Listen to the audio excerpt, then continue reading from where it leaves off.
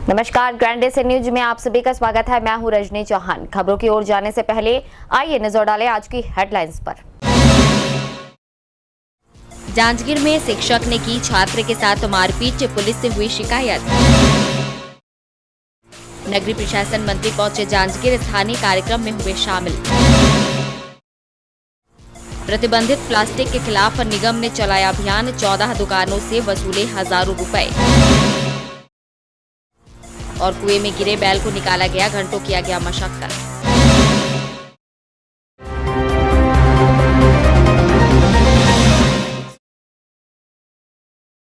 अब खबरें विस्तार से। प्रदेश के जांजगीर जिले में एक शिक्षक ने कक्षा 11वीं के छात्र की बड़ी ही बेरहमी से पिटाई कर दी।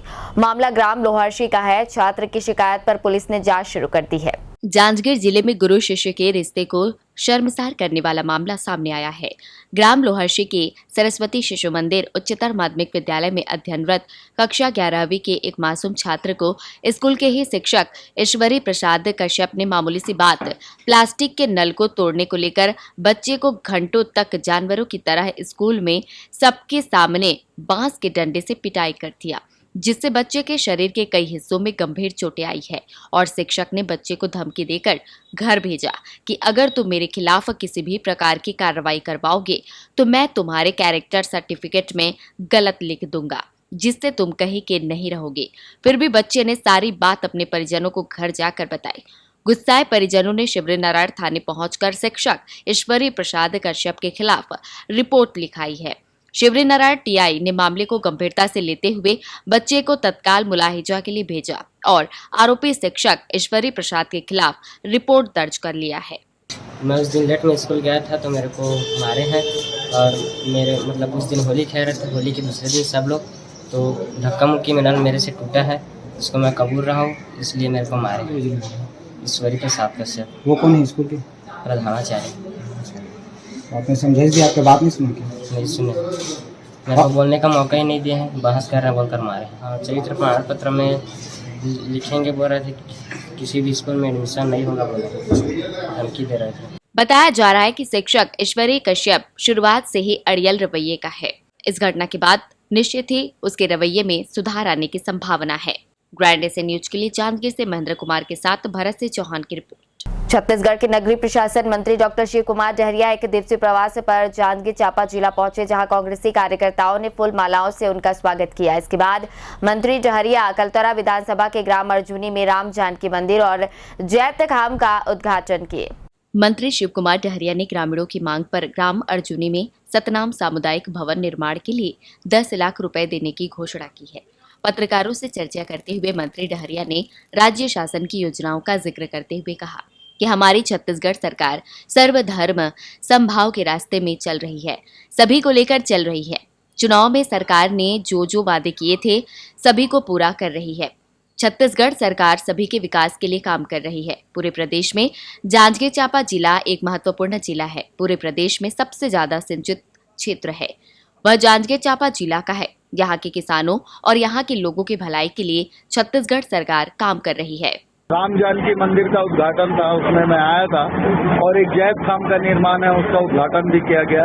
निश्चित रूप से हमारी छत्तीसगढ़ की सरकार सर्वधर्म समभाव के रास्ते में चल रही है, सभी लोगों को लेके चल रही है। सब किसानों का सरकार ने जो चुनाव में वादे किए थे, किसानों का कर्जा माफ, बिजली का बिल माफ, सिंचाई टैक्स माफ, धान का 2500 रुपया राशि देने का काम, प्रति क्विंटल देने का काम, हमारे यूनिवर्सल पीडीएस चलाने का काम और सब लोगों के विकास के लिए काम कर रही है। और कार्यक्रम समापन के बाद मंत्री शिव कुमार डहरिया वापस राजधानी रायपुर लौट गए।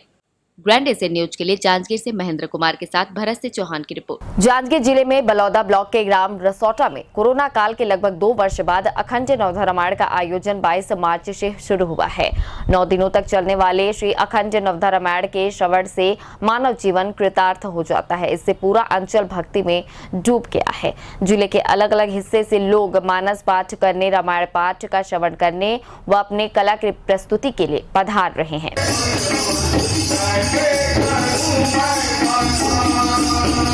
नवधा रामायण का कार्यक्रम रखा गया है और मैं निवेदन करना चाहूँगा कि मीडिया के माध्यम से जितने भी आसपास के राम गायन वाले जो मंडली हैं उनसे निवेदन करना चाहता हूं कि वो यहाँ पे आएँ और भारी संख्या में आएँ, और जिससे कि गांव वाले मानस गान का आनंद उठा सकें, लाभ ले सकें।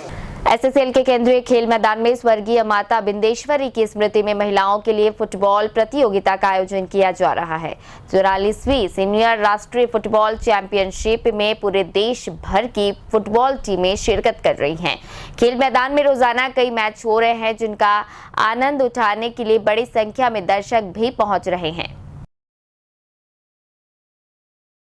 समय अभाव है, इसलिए मैं स्वागत की कड़ी को आगे बढ़ाता हूँ और मैं आगे श्री लोकेश चौहान जी का स्वागत करें।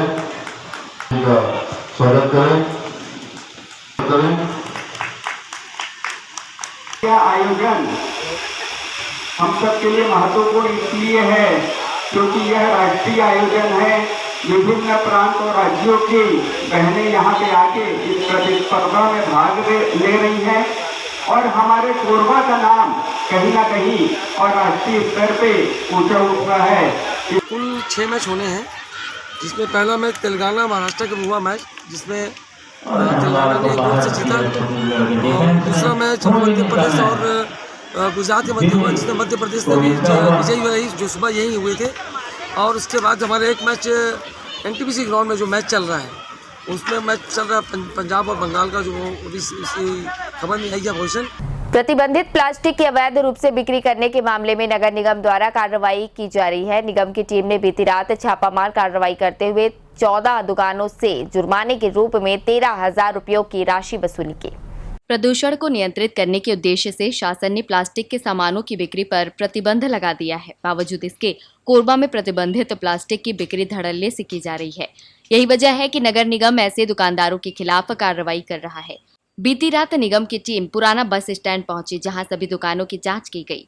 इतवारी बाजार से लेकर गीतांजलि भवन तक जांच अभियान चलाया गया। इस दौरान बड़ी संख्या में प्रतिबंधित प्लास्टिक को जब्त किया गया। 14 दुकानों के खिलाफ प्रकरण बनाते हुए निगम ने 13,000 रुपयों की वसूली की। गीतांजलि भवन, विकास भवन, इतवारी बाजार और मुख्य मार्ग में अवैध पन्नी का उपयोग करने वाले व्यवसायी के ऊपर निगम द्वारा कार्रवाई की गई है, जिसमें 14 दुकानों में लगभग 13,000 के आसपास जुर्माना राशि दंड आरोपित की गई है एवं अवैध पन्नी एवं डिस्पोजल गिलास की जब्ती की गई है। निगम के अधिकारियों ने कहा कि उनकी यह कार्रवाई लगातार जारी रहेगी और जो भी व्यक्ति प्रतिबंधित सामानों की बिक्री करते हुए पाया जाएगा, उसके खिलाफ ठोस कार्रवाई की जाएगी। ब्रांड से न्यूज के लिए पवन तिवारी के साथ अविनाश प्रसाद की रिपोर्ट। रामपुर शराब दुकान को हटाने की मांग को लेकर पथरी पारा वार्ड के लोग डट गए हैं। अधिकारियों के आश्वासन के बाद भी वे मानने को तैयार नहीं है। अपर कलेक्टर, एसडीएम और तहसीलदार ने कहा कि शराब दुकान स्थानांतरण के लिए उन्हें 31 मार्च तक समय दें और प्रदर्शन को समाप्त करें। लेकिन महिलाओं ने कहा कि जब तक शराब दुकान हट नहीं जाती तब तक वे नहीं हटेंगे। अब ऐसा लगने लगा है कि रामपुर देशी शराब दुकान का संचालन 31 मार्च के बाद कहीं और होगा। इस दुकान को हटाने की मांग को लेकर महिलाओं ने मोर्चा संभाला हुआ है और वार्ड पार्षद चंद्रलोक सिंह पिछले 5 दिनों से मौके पर डटे हुए हैं। प्रदर्शन को समाप्त करवाने अपर कलेक्टर, एसडीएम और तहसीलदार बीती शाम मौके पर पहुंचे हुए थे और दुकान संचालन के लिए संभावित स्थल का दौरा किया। अधिकारियों ने कहा कि 31 मार्च तक शराब दुकान का स्थानांतरण हो जाएगा, लिहाजा तब तक आंदोलन को समाप्त कर दें। लेकिन महिलाओं का कहना है कि जब तक शराब दुकान नहीं हटती वो शांतिपूर्ण ढंग से प्रदर्शन करती रहेंगी। सन के लोग आए थे, हम लोग को बोल के गए हैं कि 31 तारीख तक कुछ वो करेंगे, ऐसे करके हम लोग को समय दो करके समय मांगे हैं। हम लोग बोले कि 31 तारीख क्या, अगले महीना का 31 तारीख तक आप समय ले लो, लेकिन आप अपने काम में लगिए, हम अपना काम करेंगे। यहाँ जो आंदोलन चालू किए हैं उसको यहाँ भट्टी हटा कर के ही हम लोग दम लेंगे। 1-2 स्थल जो यहाँ पे पार्षद चंद्रलोक और मोहल्ले वालों ने सुझाया था, वहाँ पे मौका मुआवना जाके उन्होंने किया, उसको देखा। उसको देखने के उपरांत अधिकारी लोग आपस में चर्चा करने के पश्चात उन्होंने 31 मार्च तक का समय मांगा और उन्होंने कहा कि 31 मार्च तक आप इस आंदोलन को स्थगित कर दीजिए। लेकिन त्रस्त जनता और दारू भट्टी से परेशान पूरे मोहल्ले वासी अब यहाँ से उठने को तैयार नहीं है। अधिकारी लोग ये चर्चा किए कि धरना को समाप्त किया जाए, लेकिन हम तो बस्ती वासियों के साथ है ना, जब तक वो नहीं करेंगे तो मैं अपने मन से थोड़ी धरना समाप्त कर लूँगा। और मैंने ज़मीन भी दिखाया, अधिकारी महोदय ने बोला कि ज़मीन कहाँ है, तो मैंने ज़मीन भी दिखाया, लेकिन उसका कुछ प्रक्रिया है। तो कल से वो लोग जल्दी प्रक्रिया में लगेंगे और हम लोग ये धरना समाप्त अभी नहीं करेंगे, क्योंकि हम बस्तीवासी के साथ हैं और जैसे सब कोई चलेंगे, एकत्र होकर चलेंगे। 2 दिनों में कल लखनलाल जी भी आने वाले हैं और ननकी राम जी आने वाले हैं। अगर 31 तारीख तक नहीं बना तो यहीं पर से भूख हड़ताल का धरना शुरू किया जाएगा। 31 मार्च तक शराब दुकान का स्थानांतरण करने का आश्वासन प्रशासन ने दिया है। देखने वाली बात होगी कि निर्धारित अवधि तक दुकान का स्थानांतरण होता है कि नहीं। ग्रैंड एशियन न्यूज के लिए पवन तिवारी के साथ अविनाश प्रसाद की रिपोर्ट। कोरबा के ग्राम दादर खुर्द स्थित एक कुएं में बैल जा गिरा, जिसे काफी मशक्कत के बाद कुएं से बाहर निकाला गया। गुरुवार की दोपहर करीब 2 बजे बैल कुएं में गिरा था, जिसे हाइड्रा के सहारे बाहर निकाला गया। घंटों मशक्कत के बाद कुएं में गिरे बैल को बाहर निकाला गया। इस कार्य को पूरा करने में रेस्क्यू टीम को काफी मेहनत करनी पड़ी। ग्राम दादर खुर्द स्थित एक कुएं में बैल गिर गया था।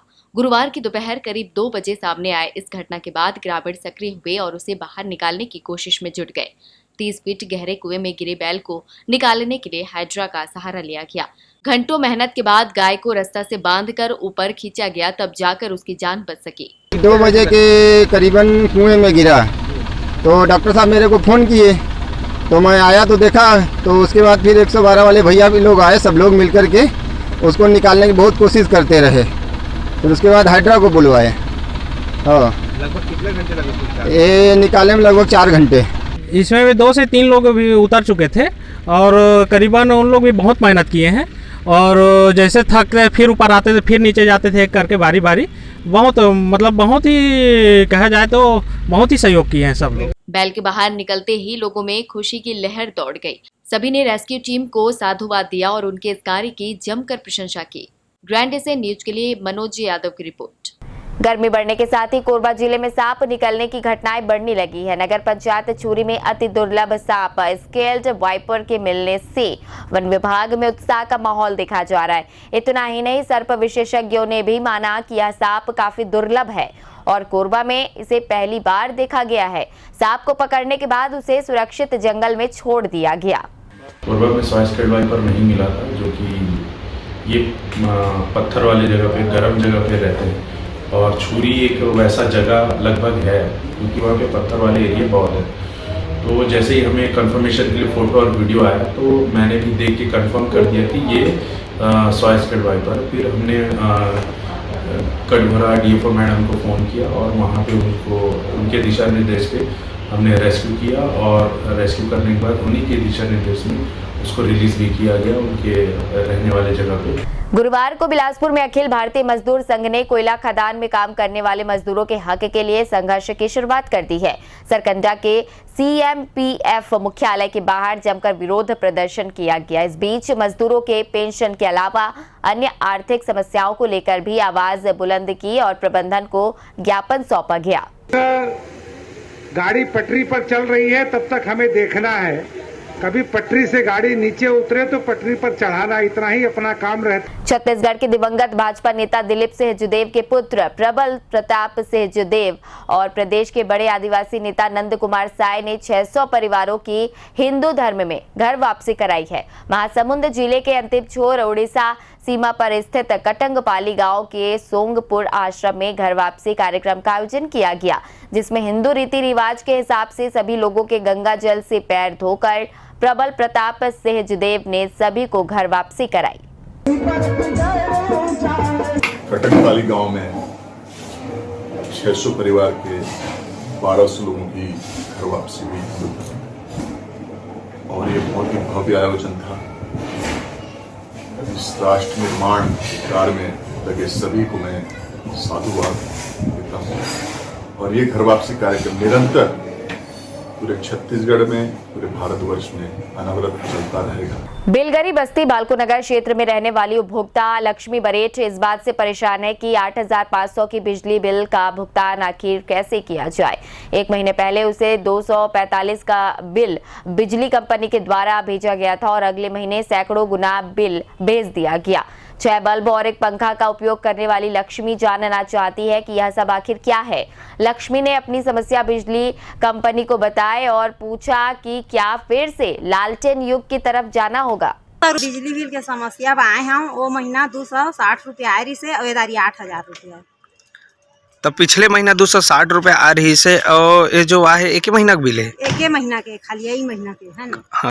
अच्छा, तो एक महीना के तक बिजली बिल कैसे आगे है? वही तो कहा था भैया, ना मोर घर टीवी है ना कूलर है, खाली 4-5 बल्ब जलाता हूँ और 1 पंखा है बस। अच्छा, तो कतका कनाना चाहिए तुमन के हिसाब से और कतका कना थे? वो रीडिंग भेजती हिसाब से अपन रीडिंग चेक करे जाती है ना भाई, तब मीटर लगे तब ले मोर रीडिंगे नहीं चेक करे जाए। मतलब का लगत है कि लापरवाही करत है पूरा एमन कैसे करत है? बिल्कुल लापरवाही भैया। आर्थिक आय सूचकांक के मामले में कोरबा जिला छत्तीसगढ़ में सबसे आगे है। इस पर भी बड़ी बात यह है कि जिले में अकेले शराब की बिक्री से सरकार को भारी भरकम राजस्व प्राप्त हो रहा है। मार्च की विदाई से पहले एक ही दिन में यहां 4.25 करोड़ रुपए की शराब एक ही दिन में बिकी है, जो अब तक का सबसे बड़ा रिकॉर्ड है। इस उपलब्धि से आबकारी विभाग काफी प्रसन्न है। अनुसंधानकर्ताओं का मानना है कि मद्यपान स्वास्थ्य के लिए बेहद नुकसानदायक है और इसके खतरे भी ज्यादा हैं। इसलिए नशे के सामानों में छोटे अक्षरों में चेतावनी लिखी होती है कि इससे बचें। इन सब के बावजूद एक वर्ग शराब को लेकर काफी गंभीर बना हुआ है।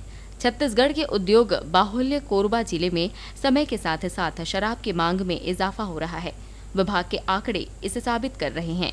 आबकारी विभाग के जिलाधिकारी ने बताया कि इस वर्ष 17 मार्च को एक ही दिन में 3,94,77,000 रुपए की शराब की बिक्री हुई है।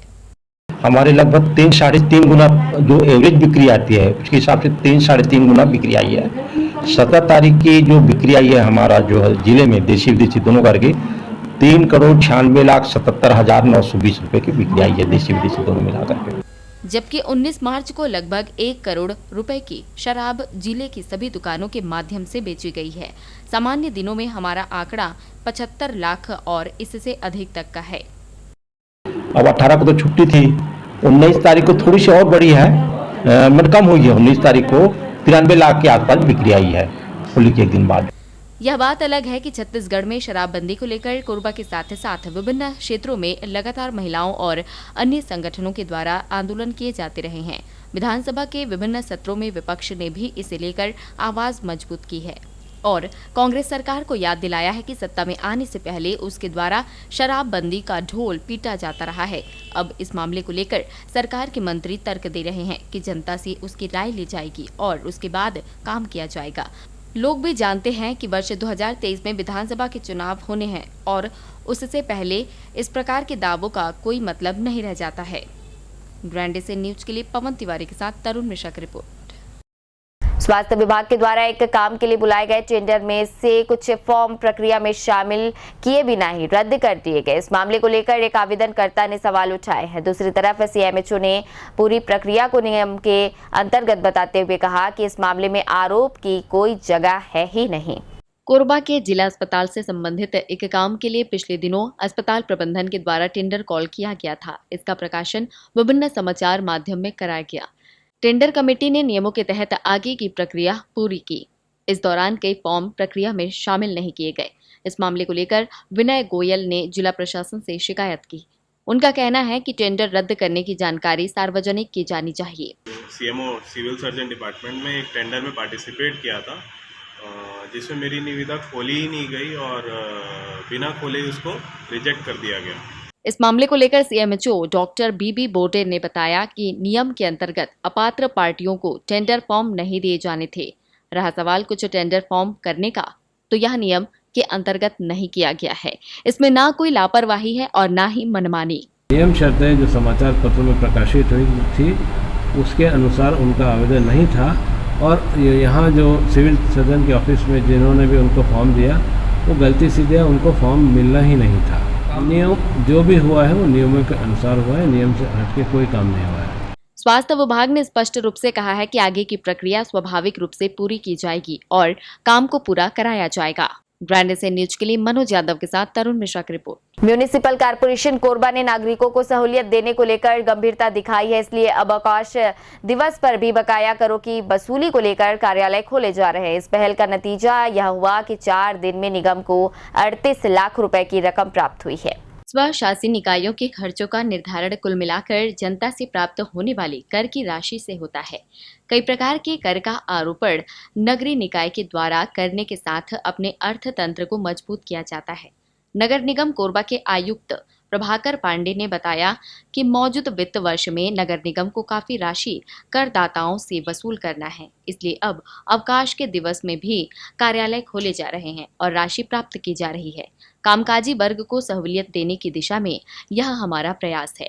देखिए, हमारा संपत्ति कर की जो वसूली है वो पिछले बार कोरोना के कारण बहुत अच्छे से वसूली नहीं हो पाई, तो इस साल हम लोगों ने संपत्ति कर जो है उसकी बकाया वसूली का हमने टारगेट रखा हुआ है कि ज़्यादा से ज़्यादा वसूली की जाए। चूँकि अभी 31 मार्च तक हमारा क्लोजिंग ईयर रहता है, तो पिछले हफ्ते से ये आदेश जारी किया गया है कि जितने भी हमारे जोन हैं वहाँ पे संपत्ति कर और समेकित कर जमा करने के लिए काउंटर अवकाश के दिन भी खुले रखे जाएंगे। निगम आयुक्त ने बताया कि अवकाश के 3 दिनों में कार्यालय खोलने के साथ निगम ने 38 लाख रुपए प्राप्त करने में सफलता हासिल की है। उम्मीद है कि वित्त वर्ष की समाप्ति से पहले ज्यादा राजस्व हासिल किया जा सकेगा। इसका प्रमुख मुख्य उद्देश्य ये है कि कोई भी व्यक्ति अगर कोई अपने वर्किंग डेज में अगर वो बिजी रहता है और उस कारण से वो अपना टैक्स जमा नहीं कर पाता है, तो छुट्टी के दिन भी उसके पास ऑप्शन है कि वो आके और अपना संपत्ति कर जमा कर सकता है, टैक्स वहाँ पे जमा कर सकता है। इसका काफ़ी अच्छा रिस्पांस हमको मिला है। पिछले जो सैटरडे और संडे 2 दिन अवकाश था, तो सैटरडे के दिन हमारे यहाँ 12 लाख रुपए जमा हुआ, संडे के दिन 8 लाख रुपए जमा हुआ, फिर एक दिन 18 लाख रुपए जमा हुआ है। तो इसका काफ़ी अच्छा रिस्पांस मिला है और हमारे यहाँ जो नगर निगम का वसूली अमला है वो इसमें काफ़ी मेहनत कर रहे हैं और इस बार उम्मीद है कि पिछले 5-7 सालों में जो वसूली हुई है उससे ज़्यादा वसूली इस बार नगर निगम कोरबा में होगी। छत्तीसगढ़ के बड़े नगर निगम में कोरबा का नाम शामिल है। 67 वार्डों के लोगों को बुनियादी सुविधा देने के साथ साथ सैकड़ों की संख्या में कर्मचारियों को वेतन और सरकारी योजनाओं के अंतर्गत हितग्राहियों को सुविधा देने की जिम्मेदारी भी नगर निगम के द्वारा निभाई जा रही है। नगर निगम ने लोगों से अपील की है कि कामकाज को बेहतर बनाने के लिए समय पर टैक्स की बकाया राशि अदा करने में गंभीरता प्रदर्शित की जाए। ब्रांड से न्यूज के लिए पवन तिवारी के साथ तरुण मिश्रा की रिपोर्ट। लगातार मिल रही शिकायतों और कारनामे के कारण चर्चा में आए रामपुर क्षेत्र के जेके हॉस्पिटल पर स्वास्थ्य विभाग की गाज गिरी है। सीएमएचओ डॉक्टर बीबी बोटे ने बताया कि इसके लाइसेंस के लिए ऑनलाइन आवेदन किया गया था, जिसे हमने रद्द कर दिया है। भविष्य में इसका संचालन नहीं हो सकेगा। पिछले दिनों पथरी के उपचार के लिए इस अस्पताल में एक ग्रामीण को भर्ती किया गया था। इंजेक्शन और दवा देने के बाद उसकी हालत बिगड़ गई। आनंद फानन में पीड़ित को उसके परिजनों ने 2-4 दूसरे अस्पताल में पहुंचाया, लेकिन कोई सुनवाई नहीं हुई। थक हार कर पीड़ित को वापस जेके हॉस्पिटल लाया गया, जहां पर उसकी मौत हो गई।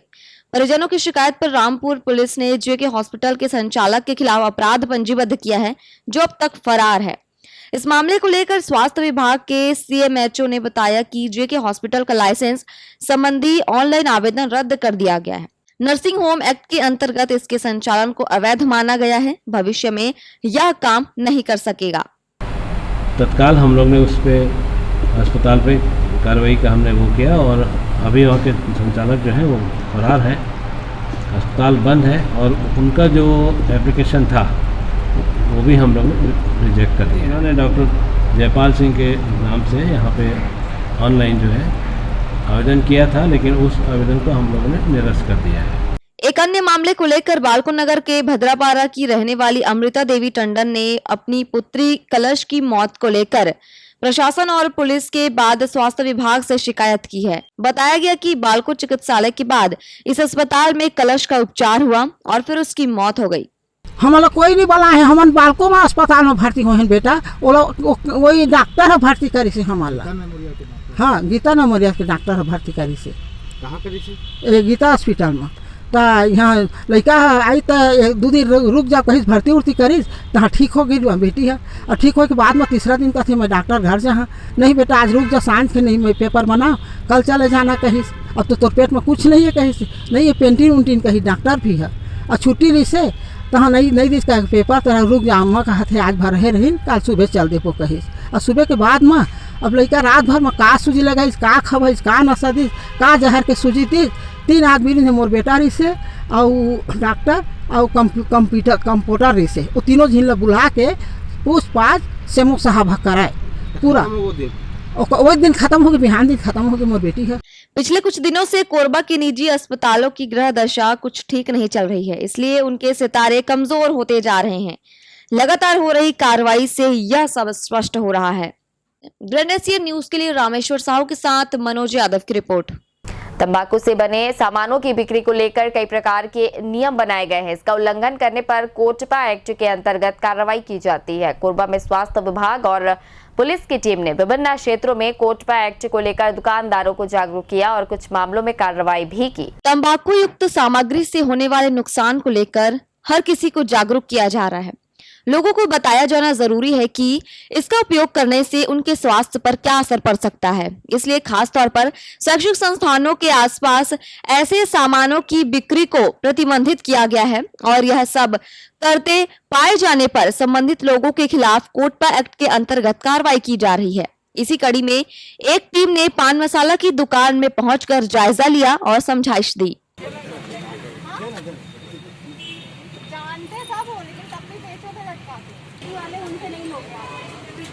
अगर उनसे लोगे तो आप इसके लिए जिम्मेदार हैं। इसमें जितनी सिगरेट होगी, मान लो अगर 10 है तो 1000 रुपये का फाइन दोगे, ठीक है। तो ध्यान रखिएगा कि ऐसा नहीं करना है, लेकिन बेचना है उसका रिस्ट्रिक्शन है, रूल है, उस रूल पे आपको बेचना है। हमको बस वो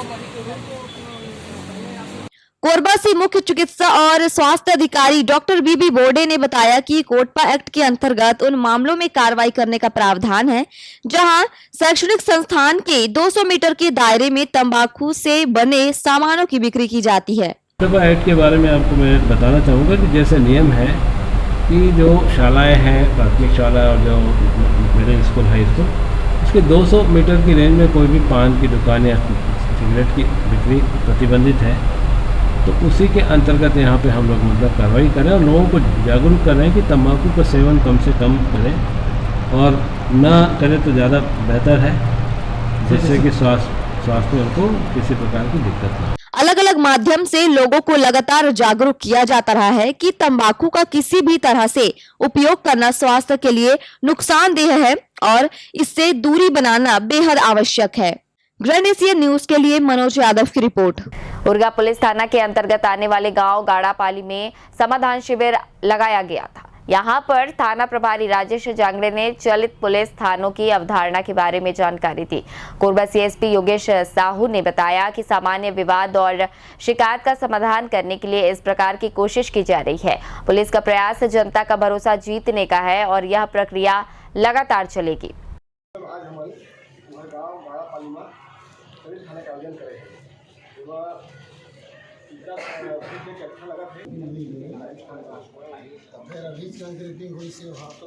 के द्वारा जो है ग्राम गाड़ापाली में चलित थाना का आयोजन किया गया है, जिसमें हम लोग जो हैं प्रत्येक कोशिश है कि प्रत्येक गांव में जाके चलित थाना का आयोजन करें और वहां पे जो संबंधित पुलिस से संबंधित जो समस्याएं हैं जिनका निराकरण त्वरित किया जाएगा, उसका पूरा कोशिश कर रहे हैं कि वहीं पे ही उसका निराकरण करें।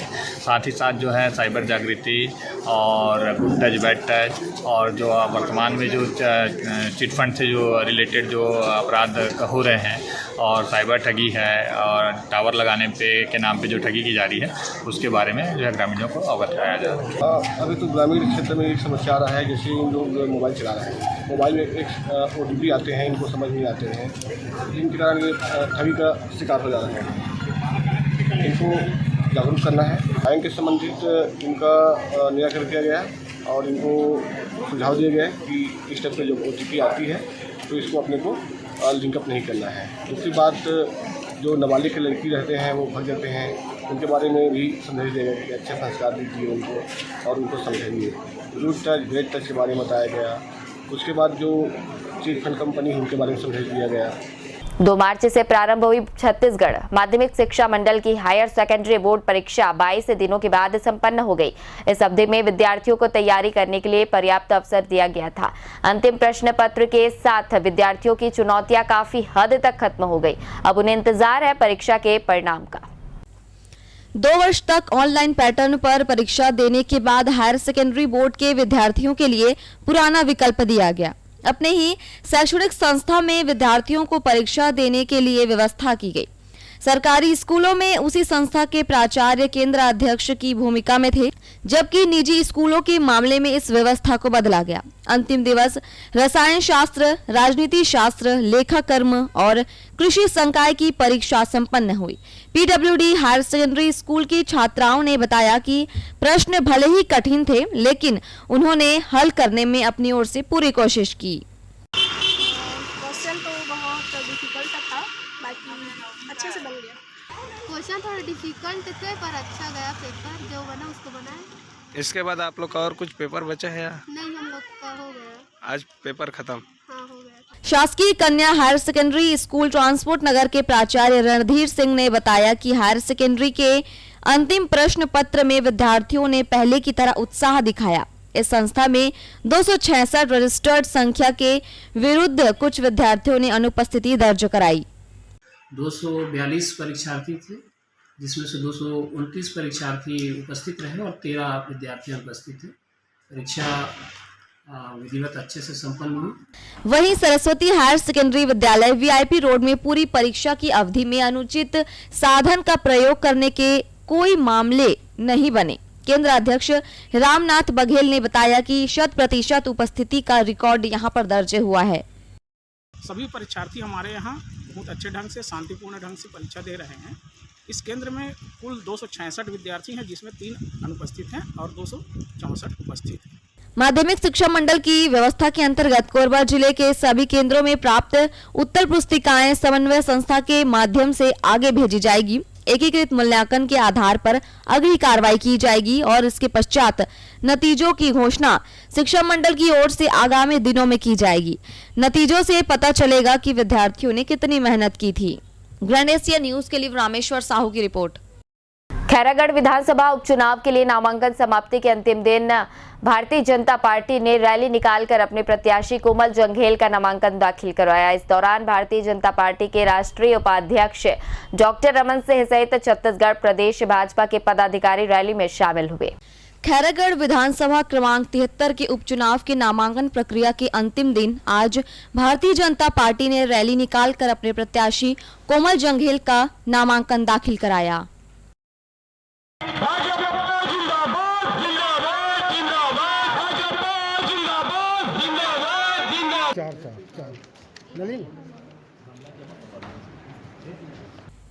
नामांकन रैली से पूर्व स्थानीय सिंधु भवन में भारतीय जनता पार्टी के राष्ट्रीय उपाध्यक्ष एवं छत्तीसगढ़ प्रदेश के पूर्व मुख्यमंत्री डॉक्टर रमन सिंह सहित प्रदेश भाजपा संगठन के आला नेताओं ने सभा को संबोधित किया। इस दौरान डॉक्टर रमन सिंह ने प्रदेश के भूपेश बघेल सरकार को शराबबंदी, बेरोजगारी भत्ता, धान का बोनस सहित कई मुद्दों पर घेरा। डॉक्टर रमन सिंह ने कहा कि इस माफिया राज से छत्तीसगढ़ मुक्ति चाहता है।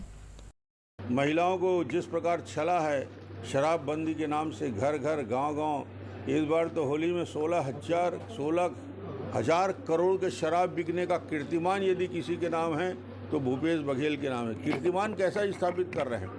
इतिहास में इतना शराब एक दिन में नहीं बिका था, तो कहा पेपर में चढ़ा है 16,000 करोड़ का दारू, 1600 करोड़ का दारू पी गए। ये भूपेश की उपलब्धि है। 2,500 रुपया बेरोजगारी भत्ता देने की बात कर रहे थे, आज हजारों लाखों की संख्या में बेरोजगार घूम रहे हैं। उनके लिए 2 साल का बोनस किसान मांगता है, उसके लिए कोई देने वाला नहीं। न वृद्धावस्था पेंशन, न विकलांग पेंशन, न निराश्रित पेंशन, जितनी बड़ी बड़ी बातें कही गई थी उसके विपरीत हुआ है। तो जनता हिसाब मांगेगी। 3.5 साल हो गए, कम समय नहीं दिया है छत्तीसगढ़ की जनता ने।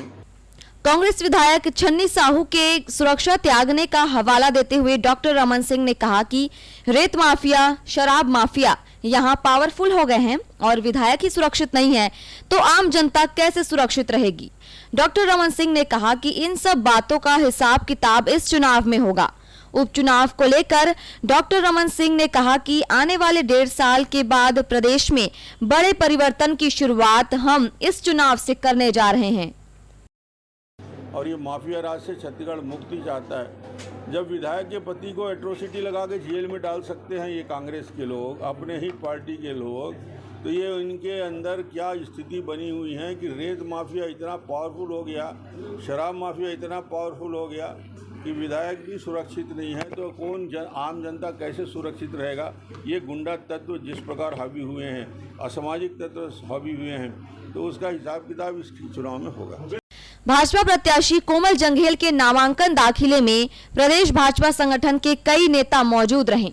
भारतीय जनता पार्टी के अध्यक्ष विष्णुदेव साय, नेता प्रतिपक्ष धर्मलाल कौशिक, सांसद संतोष पांडे सहित अन्य नेताओं ने भी सभा को संबोधित किया। इस दौरान प्रदेश भाजपा अध्यक्ष विष्णुदेव साय ने कहा कि आज हम सब यहां अपने प्रत्याशी कोमल जंघेल के नामांकन के लिए उपस्थित हुए हैं। उन्होंने कहा कि खैरागढ़ क्षेत्र की जनता भारतीय जनता पार्टी के कमल फूल को वोट देकर कोमल जंघेल को विधायक के रूप में चुनेगी। भारतीय जनता पार्टी के प्रत्याशी श्री कोमल जंघेल जी हैं, जिनका नॉमिनेशन फाइल के लिए आज हम लोग आए हैं। हमारे पूर्व मुख्यमंत्री और भारतीय जनता पार्टी के राष्ट्रीय उपाध्यक्ष, हमारे नेता प्रतिपक्ष श्री धर्मलाल कौशिक जी और पार्टी के सभी वरिष्ठ जन आए हैं। और हमारा प्रत्याशी जाना पहचाना चेहरा है उनका, खैरागढ़ क्षेत्र का एक एक व्यक्ति उनको पहचानता है और 2 बार वो विधायक के रूप में क्षेत्र की सेवा भी कर चुके हैं।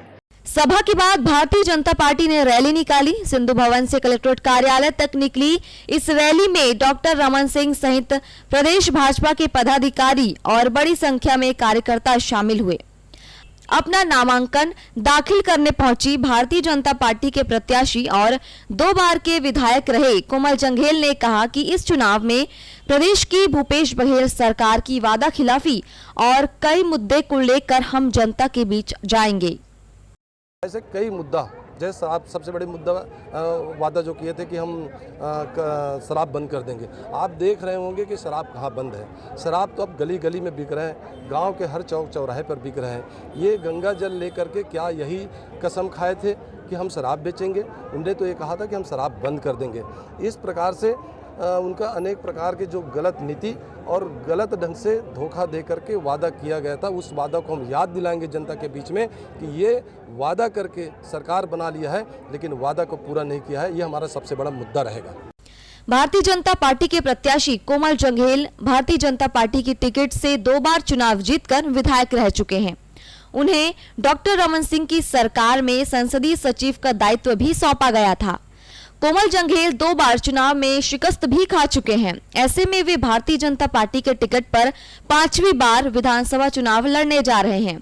भारतीय जनता पार्टी के इस नामांकन रैली में गाजे बाजे के साथ जोश खरोश से कार्यकर्ता शामिल हुए और कोमल जंघेल ने खैरागढ़ विधानसभा चुनाव के रण को जीतने के लिए अपना नामांकन दाखिल किया है।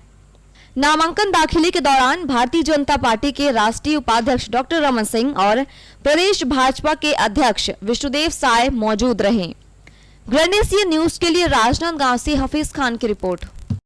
राजनांदगांव जिले के खैरागढ़ उपचुनाव को लेकर राजनीतिक माहौल गर्म हो गया है। कांग्रेस और भाजपा के बाद जनता कांग्रेस के प्रत्याशी नरेंद्र सोनी ने नामांकन दाखिल किया। उन्होंने देवव्रत सिंह के सपने को पूरा करने की बात कही। जनता कांग्रेस के द्वारा खैरागढ़ चुनाव के लिए पूर्व विधायक देवव्रत सिंह के बहनोई अधिवक्ता नरेंद्र सोनी को उम्मीदवार बनाया गया है। पार्टी के विधायक रेणु जोगी, धर्मजीत सिंह और अनेक नेताओं की उपस्थिति में उन्होंने सादगी के साथ पार्टी की तरफ से नामांकन दाखिल किया। मीडिया से चर्चा में उन्होंने कहा कि जो सपने देखे गए थे उन्हें पूरा करने की जिम्मेदारी उनकी होगी। देवव्रत सिंह जी के सम्मान के लिए, उनके सच्ची श्रद्धांजलि के लिए, उनके अधूरे काम को पूरा करने के लिए छत्तीसगढ़ जनता कांग्रेस ने हमको अधिकृत किया है। हमने कभी उम्मीद नहीं की थी हम चुनाव लड़ेंगे, लेकिन आज ऐसी परिस्थिति है कि हम उस चीज़ को स्वीकार नहीं कर पाते कि देवव्रत सिंह जी के सपनों को पूरा करना है हमको किसी भी सूरत में। उनके जो चाहते थे वो खैरागढ़ की जनता के लिए, शिवदान की जनता के लिए, सारे बारा वनांचल के लोगों के लिए जो चाहते थे वो सपना हम पूरा करने के लिए बाध्य हैं और हमेशा रहेंगे। मरवाही क्षेत्र के पूर्व विधायक अमित जोगी ने इस मौके पर राज्य सरकार पर खैरागढ़ की उपेक्षा करने का आरोप लगाया। उन्होंने बताया कि राज परिवार के साथ जनता के संबंध बहुत पुराने हैं और इस चुनाव में निश्चित रूप से हमारी विजय होगी। खैरागढ़ के साथ पक्षपात किया जाता है। पिछले वर्ष 4 जिलों की घोषणा की गई, शक्ति जिला की, सारंगढ़ जिला की, मनेन्द्रगढ़ जिला की, मोहला मानपुर जिला की। इन सब जिलों से बड़ा क्षेत्रफल में खैरागढ़ है। आज जो सालेबारा में हमारा जंगल पट्टी में रह रहा जो भाई है उसको छोटा मोटा काम भी होता है तो 200 किलोमीटर दूर यहाँ नांदगांव आना पड़ता है, हर चीज़ के लिए नांदगांव आना पड़ता है। तो जब बाकी सब ज़िले बना दिए हैं तो खैरागढ़ को केवल इसलिए उन्होंने ज़िला नहीं बनाया क्योंकि उस क्षेत्र की जनता की आस्था जोगी जी के प्रति थी, स्वर्गीय देवव्रत सिंह जी के प्रति थी, इसलिए खैरागढ़ के साथ हमेशा उपेक्षा की गई और राज परिवार के साथ भी।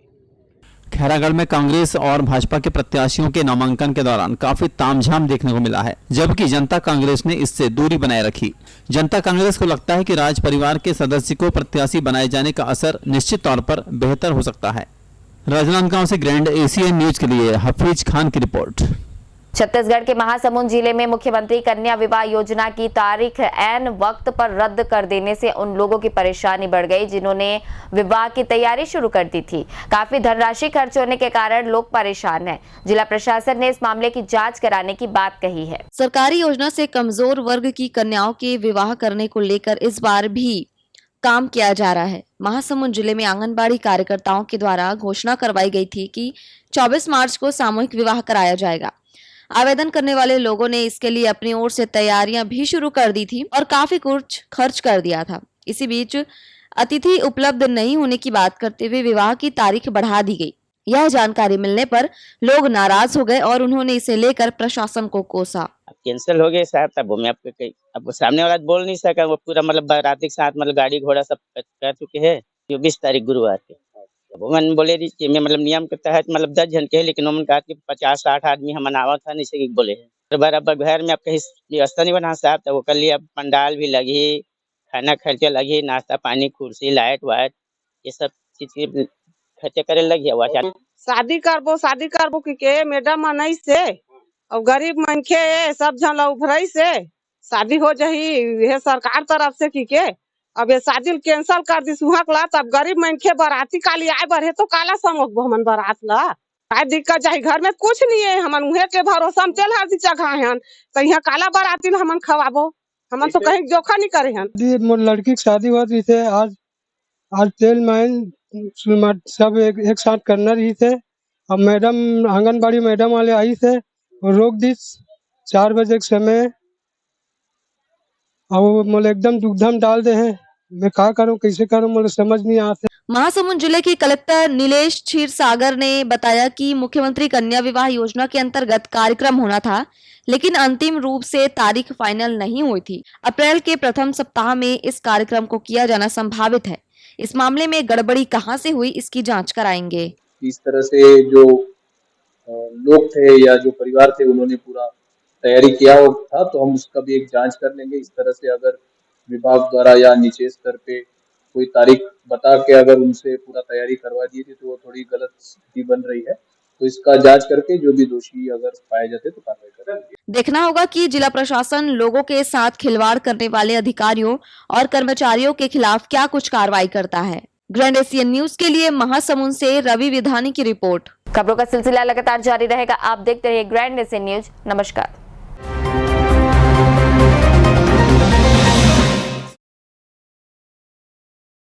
अल्लाह या ईश्वर ने चाहा तो किसी को खून के आंसू पीने नहीं दूंगा। कोई ज्योतिष पंडित तांत्रिक मुझसे पहले काम करके दिखाए, उसे 31 लाख रुपए का नगद इनाम। भटको चाहे जिधर, काम होगा सिर्फ एक फोन पर, मात्र 7 घंटों में। 21 साल से तजुर्बेकार बाबा जुबेर खान के पास। फैक्ट्री में आग लगने के कारण इनकी कंपनी बंद हो गई, न नौकरी मिली न पगार, घर में तो खाने के भी हाल हो गए। तभी किसी ने बाबा जुबेर खान जी का नंबर दिया। उनसे मिलते ही मेरे पति को एक बड़ी कंपनी में नौकरी मिल गई। मेरा बेटा एमपी में फर्स्ट क्लास में पास हो गया। मैं जिससे प्यार करती थी उसे से शादी करना चाहती थी, लेकिन क्या करे, हमारी शादी के लिए ना मेरे घर वाले राजी थे ना उनके। तभी मेरे एक दोस्त ने मुझे बाबा जुबेर खान जी का नंबर दिया। उनकी रजामंदी से हमारे घर वालों ने हमारी शादी बड़े ही धूमधाम से करवा दी। जैसे नौकरी, कारोबार, सास बहू या पति पत्नी में अनबन, सौतन व दुश्मन को दिन में तारे दिखलाना, देश विदेश की यात्रा में रुकावट, बीमारी में दवा का ना लगना, सोते हुए डरावने सपने आना, जमीन जायदाद व कोर्ट कचहरी के झगड़े, लव मैरिज जैसी जटिल से जटिल समस्याओं का मात्र 7 घंटों में बस एक फोन पर घर बैठे समाधान। तंत्र मंत्र यंत्र के सम्राट, भारत के नंबर 1 गोल्ड मेडलिस्ट बाबा जुबेर खान, हरिद्वार वाले। मोबाइल 99 157 17 190।